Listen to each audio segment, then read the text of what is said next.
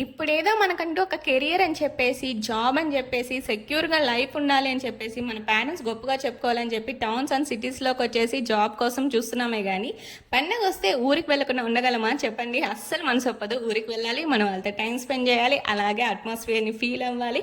One day ఉన్నా గానీ ప్రశాంతంగా ఉండాలి. తిరిగొచ్చేటప్పుడు దిగులు మొహం వేసుకొని రావాలి. ఇది మాత్రం పక్కా అనమాట.